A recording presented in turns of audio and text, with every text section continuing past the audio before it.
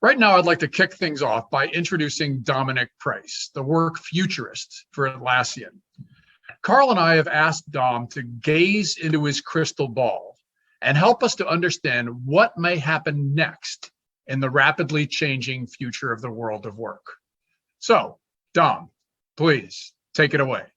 Thank you, Gary, for that lovely introduction. My name is Dom Price, as Gary mentioned, and I'm here today to talk to you about the future of work. Probably one of my favorite topics as a work futurist for a global technology company. My role involves trying to understand what does the future of work look like so we can start to take action today for what we need tomorrow. When I first do any presentation, I like to talk about the Atlassian Values. Like I say, I'm not going to mention our products today. I assume you can all use Google and search for those. But the reason I talk about our values is I think these are even more important in times like we're in right now. In the time of the pandemic, when we're away from colleagues, when we have family and friends that are struggling, when we can't travel around the world. We use our values to guide who we hire, how we create our work, and how we actually reward and recognize our employees. Values like be the change you seek, I think have been really important in the last year.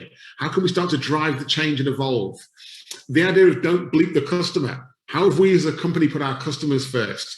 But I think probably the two most important, one, build with heart and balance. I think we've all had a bit of a reality check in the last 12 months. How can we use this understanding of balance to build a better future? And then finally, play as a team. What does it mean when we're not necessarily connecting in person with our teammates? How can we find more inventive and creative ways of connecting? Because we know that when we come together as a team, we deliver even better results for our company and for our customers. So when I think about the future of work, there are infinite things I could talk to you about today, but we've only got 25 minutes together. So I've narrowed it down to my top 5, and it took me a while. I'm hopeful that some of these resonate with you. I'm not going to try and predict the future here today. What I want to do is to help you understand the things that are changing in the future, because I believe you need to take the action. In fact, we all need to take the action. So the first thing I want to talk to you about today, my first idea around the future of work, is that there are 2 clear avenues. There's 2 very clear paths for how we get there. There's the human path and the technology path.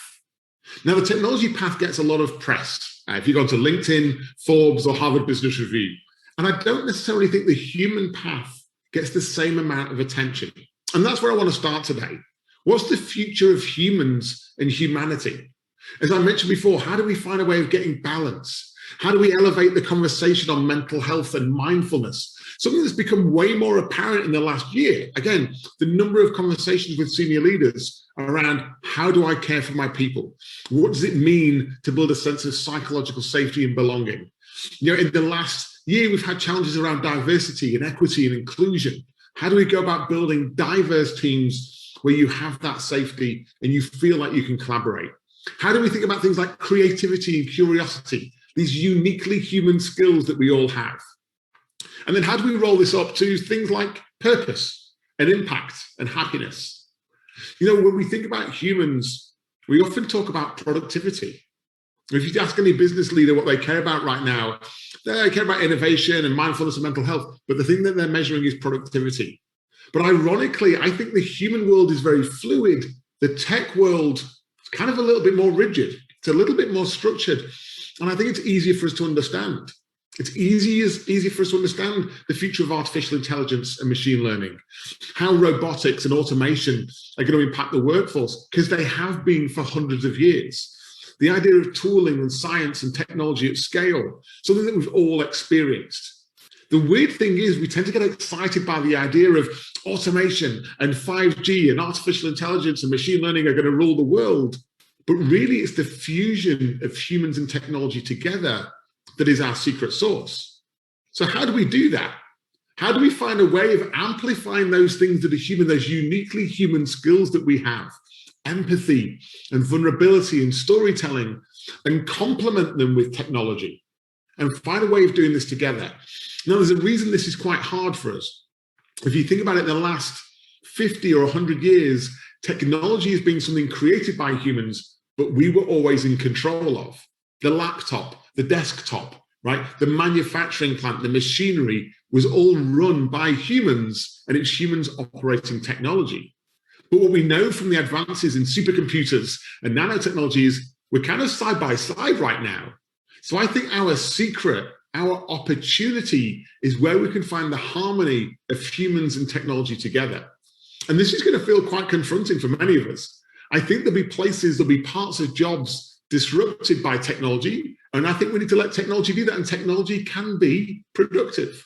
And what we need to do is to find the things that make us uniquely human. The empathy, the vulnerability, the ability to connect, communicate, be curious and storytell. And I think if we can find that opportunity, we will build a better future, a future that amplifies both our human skills and our technology skills side by side. So I always like to ask the question, like, how might we? How might we find a way of amplifying what's uniquely human? When actually, as I said before, most leaders are trying to measure their humans and their teams on productivity.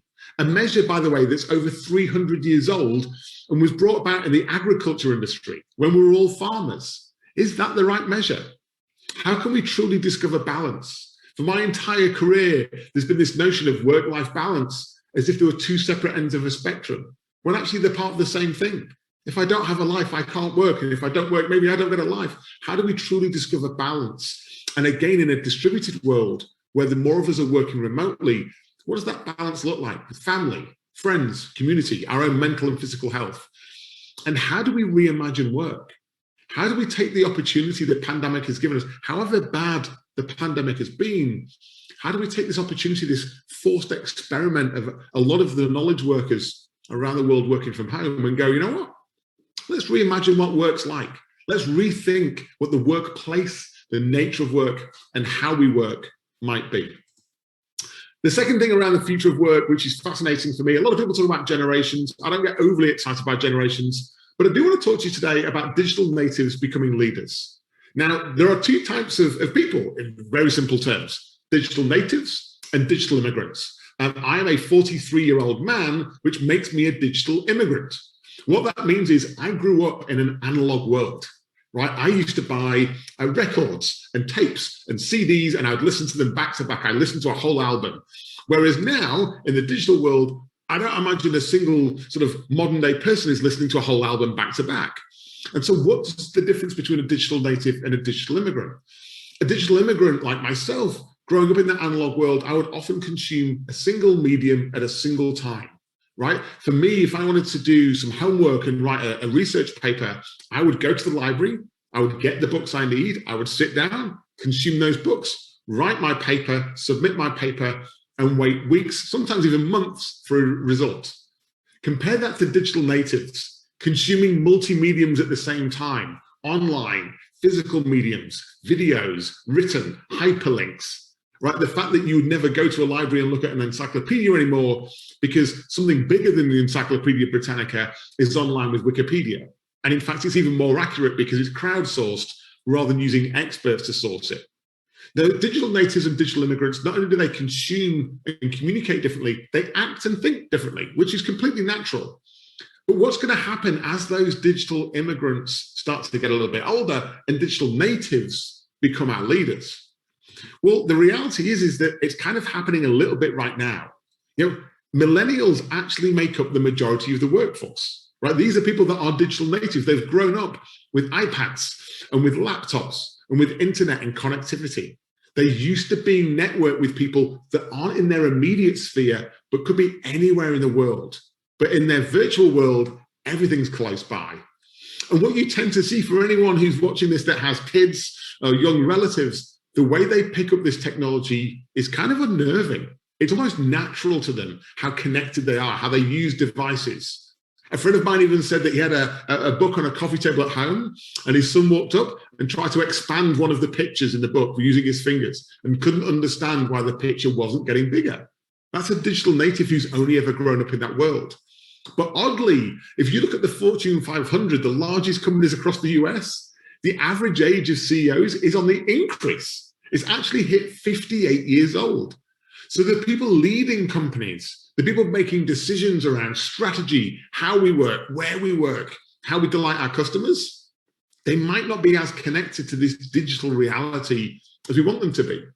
And there was a time, and as a digital immigrant, I know this, a time when I thought that actually you just grew up and you grew up in the hierarchy, you acquired some level of power and you became more knowledgeable. But what I found more recently is things like reverse mentoring, where some in Atlassian, some of our most senior leaders get mentoring from some of our newest members, some of our graduates who are very familiar with this new technology because it's the norm for them. If you think about the gaming world, and this is a particularly strange world for me, I'm not a massive gamer, but at Atlassian, there's a huge amount of people doing this, is it's a completely different world. What you'll see in this image is a number of people who do not know the other people around them are there. The people they are competing with or competing against, they're in a virtual world at the end of that screen. They can hear what's going on in that world, but they almost can't see or hear anything going on in that room, which when you think about it, it's a little bit confronting, it's a little bit foreign. But who cares? Like, what's the difference? The reason I mention this is, if you think about the rules, the values that you acquired as a child, whether they be from school or a sports team or a church, a lot of that was hierarchical. A lot of it was messages top down about how you work, how you operate. There was the control around the information and the insights that were shared. But in this world, those rules aren't true anymore. In this world, or maybe even the Instagram world, you can't decide that you want millions of followers. You have to generate amazing content to get followers. The followers decide who they follow. And so it's not large organizations dominating, it's individuals. And so how do we understand the world of gaming and game playing and gamification? Because it will have an impact on the future of work. If you want to know how much of an impact, I want to ask you a question. If you think about the top 5 games that are online right now and the number of people playing them, what would your guess be? The top 5 games in the world, this is according to Wikipedia from 2020, the top 5 games in the world, how many people are playing them right now? Think of a number. I bet you didn't think it was that big. Now, obviously, there's some duplication. There's some people probably playing all of these 5 games, but 3.8 billion gameplays. If you're thinking about a place, a country, a location, even a religion or a society or a community in the world that big, I never thought it existed. But what we've got is a huge generation of people across multiple age groups who are growing up in a gaming world, whether it be Fortnite or World of Warcraft or any of the gaming where they are experiencing gameplay and simulation. That is the way they discover. It's the way they learn, how they build their social skills and how they communicate. How's this going to impact how we work, how we sell, how we engage, how we think about teams, and how we think about doing this in a distributed fashion? Because in my day when I was young, I was limited to who I could play with by the size of my street. But kids growing up today can play and interact with an infinite number of people. What does that mean for how they understand differences in the world? And so when we think about digital natives and digital immigrants, the question here is, how might we learn from each other? Natives from immigrants and vice versa. How might we understand the wants and the needs? They are 2 very different things of new generations as they come through. If millennials make up the majority of the workforce, do they make up the majority of your customer base? And what are you doing to empathize with their needs and wants? And how do we do this to build a sense of belonging in the workplace? If we're all online and we're all connecting digitally, how do we build those social connections? When we genuinely care about our colleagues, we learn about them, we walk in their shoes, and we have a vested interest in them. They're not just an avatar on a screen. The third thing I want to talk to you about is skills change, something I've been passionate about for years, and I think is really amplified in the last sort of 12 or 18 months. Now, if you look at the World Economic Forum, they will tell you that in the next few years, 85 million jobs globally are going to be displaced or impacted by technology. Automation, new skills requirement, machine learning, AI, the things we mentioned at the start. And that's quite scary. Before you get scared, there's some good news. The same forum, the same research says that 97 million jobs will get created. So the mathematicians in the room, that's a positive 12 million jobs. But there's a problem here. It's not the same jobs. If you're the largest industry in the world right now for employment in the US is driver. Truck driver, Uber driver, delivery driver, taxi driver. That's one of those 85 million jobs that when autonomous vehicles get created. But the 97 million jobs that get created is an Uber driver in the US going to reskill and retrain to become a UX designer in Silicon Valley? And how do we get ahead of this reskilling? Now, these stats tell us that this is going to happen in 2025. And most leaders I speak to go, it's 2025. That's years away. It's under 1,400 days. I don't think reskilling is something we can wait for. I think reskilling is something we have to tap into now. So if you look at the research, you can look at the top 10 skills on the rise. Things like analytical thinking, active learning, complex problem solving, creativity and originality, social influence, right, resilience, ideation. If you look at these top 10 lists, how many of these would you class as soft skills? These aren't hard skills. These are classed as soft skills. In fact, very human skills. The brilliant thing about these skills is a lot of them can't be done by machines. And so we can future-proof ourselves as humans if we can tap into things like creativity and originality. How do we bring back the arts? How do we bring back respectful dissent and that creative challenge of collaboration? And so reskilling is something we have to get ahead of.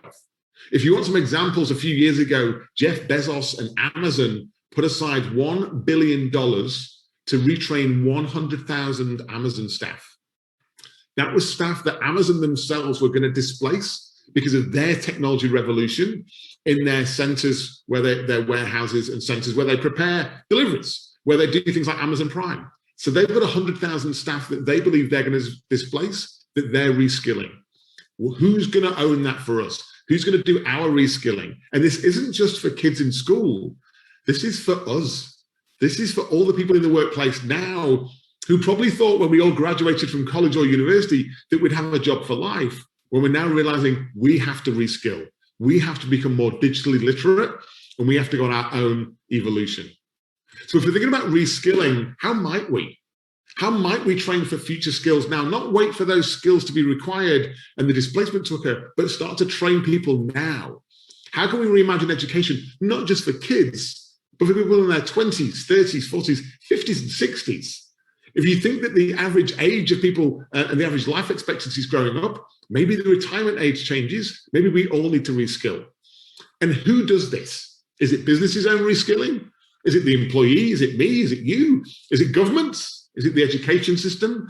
What I believe is we need to collaborate collectively.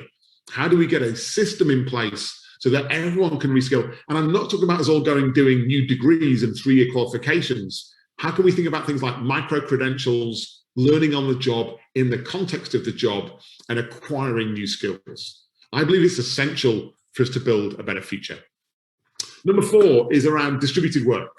Something that I've talked about for years, if I'm honest, but it's become more sort of impactful in the last year with the pandemic. And distributed work has been around for a long time. Most of us work in companies where we have a colleague on a different floor or in a different city or state or even in a different country. And so I think we've naturally been working in a distributed fashion. The interesting thing is, up until last year, most of us had a commonality of workplace. We'd have a number of colleagues around us, and we'd have certain rituals and habits which were personified and defined almost in that co-located space. And that all changed early last year for many knowledge workers when we're like, we need you to go and work from home. For Atlassian, our 3rd biggest office before the pandemic was home. We already had a large percentage of our workforce working in that way. But when we turned that from our 3rd biggest office to over 5,000 members of staff, all working from home, it changed. It was very different. But what's the reality of today? Where are we at? 83% of people have said they don't want to go back to the old way, right? They want a new normal. They don't want to return to the old normal. And this is knowledge workers, by the way, people that have the ability to work in a semi-flexible fashion. Now, there's good news and there's bad news here. This is actually some stats that we came up with, and also some very similar stats from Slack in their future forum, that say that about 17% of knowledge workers want to return to the office full-time. It could be that that's their preferred working style. It could be that they don't have access to a home office. It could be a personal situation. There's about 20% want to remain full-time remote, always at home office or at a third place, desk, laptop, webcam, microphone. But it's this 63% that I want to talk about. They want flexibility. Now, this comes with huge upside. But what does flexibility mean? It means that some days or some half days I might be in the office. I might be at home, or I might be somewhere else. How do we build a model where this is equal, where we have equality? If we have some in the office, some at home, and a whole lot of people switching round. So there's a few things that we need to challenge. We need to understand what was true and what will be true. So there's been a recent history. I mean, I've been in business long enough. I've had jobs where I literally clocked in and clocked out and did timesheets. I've had many roles where the idea of work was Monday to Friday, 9 to 5. And where the reality of the situation was most of my work was done in person. But there's a reason I've called this what was true. It's because I don't believe it's necessarily true right now. I believe we need to challenge this construct. So what will be true instead? I think instead of working 9 to 5, Monday to Friday, what we're going to be doing instead is working when we're productive or effective. You know, at Atlassian, we're doing an experiment right now where we have a number of hours in the day that are asynchronous, where you are online with your team. Sorry, synchronous, where you're online with your team. And then a number of hours per day where you're asynchronous. You can work whenever you want. You can challenge that norm of 9 to 5, Monday to Friday. We can work from anywhere with these distributed teams. In fact, we can actually increase our innovation by having new mediums of how we communicate and how we share ideas. And we use online tools to enable that collaboration to happen anywhere and anytime. So when you start to challenge this construct, we can build way more effective teams and way more personalized ways of working where our individuals and our teams can be truly effective. And still, most companies I deal with that have knowledge workers as their employees seem to think that they're going to be more effective Monday to Friday, 9 to 5. I think we get to challenge that construct. Let's look at the science quickly when we think about distributed teams. These are very important social cognitive sciences. It's around how we build a sense of belonging and connectivity, that psychological safety that you may have heard about from Project Aristotle and Google. How do we express ourselves? How do we communicate? How do we build rapport? What's our sense of achievement? What are our goals or our mission or our values? How do we measure success? And how do we celebrate success? How do we build meaningful relationships? You know, for me, I've got 8 years of experience with Atlassian, and I've worked in most Atlassian offices. I know lots of people around the world, but we've started 30% of our workforce in the last year. How do they go about building relationships and networks? How do we learn and give feedback? And how do we build hope and optimism for the future? So when we think about distributed teams, the challenge here is how might we build that muscle of adaptability, the nimbleness? How can we rethink the employee experience if we've got people at home, in office, and fusing between the two? And how can we build lasting relationships? Now, the fifth and the last thing I want to talk to you about is meeting us where we are. I think there's so much talk about the future, and I like it. I'm a work futurist. I'm guilty of this, right? But we tend to focus a lot on where we're heading, the end point, and that's okay. But I think we need to carve out the time to look at where we are and where we came from, because that line isn't a straight line, and it's not as clean as that. There's a reality to where we are as business, as teams, as leaders right now. And when we think about this change, there's a reality here. We have to focus as much energy on unlearning, removing old habits, old rituals, old ways of working. We've got to have a spring clean for how our businesses operate. And only when we've had that spring clean and removed stuff, will we have the space and the time and freedom to learn new ways. And it's not a straight line. It is a murky, curvy, messy way of doing it. Why is this important? In the US economy in the month of December 2020, 140,000 jobs were lost. Not a crazy statistic, given that the US was going through a pandemic. But here's the scary part. 100% of those roles were women. We know that flexible ways of working in distributed teams, and we know the future is about diversity, inclusion, equity, and a sense of belonging. But I believe if we've lost 100% of a workforce in a month being female, we've not got diversity, we haven't got inclusion, and we haven't got equity. So we have a big challenge ahead of us about how we can create connected, psychologically safe, distributed teams if certain groups are being disadvantaged. So how might we? Ask yourselves these questions. How might we unlearn old habits, carve out the time to reset our rituals and to challenge the way we work? How can we develop mass personalization? There isn't a single way of working you can roll out to your organization. So how do you understand people's needs and wants and build a system that works for them? And how can we make inclusive the new normal, whether it be race diversity, gender diversity, or any other form of diversity that brings us better together? So how do we get there? I've given you 5 things that I believe will drive us in the future. But here's a challenge I want to lay with you, because I believe you're all listening because you want to build a better future. And you can't wait for someone else to do it. I believe you are the key to unleashing your potential. And I actually want you to go first. I want you to think about those 5 things I just shared with you and think, what can I do? What are the actions I can take, the experiments I can run? How can I reskill? How can I build a better distributed team? How can I find ways of connecting with inclusive teammates? How can I find ways of building my digital literacy skills or being more human in work and more curious and creative? And once you do that, how are you going to share that with your team? And then how are you going to do that to amplify your company?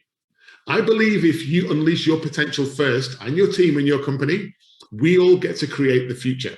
Rather than it happening to us, we get to create a better future than the past that we've had. So that's all from me. Thank you very much for your time. I hope those predictions and those challenges invigorated you, challenged you, provoked you in some way. And I hope that you can find at least one thing that inspired you there that you're going to go and do differently, because I think we can all create a better future together. Thank you very much. Thanks, Dom. Amazing insights, and I couldn't agree more on some of the right balances for human plus tech, diversity, inclusion. You hit some of the very, very important and critical points of our times.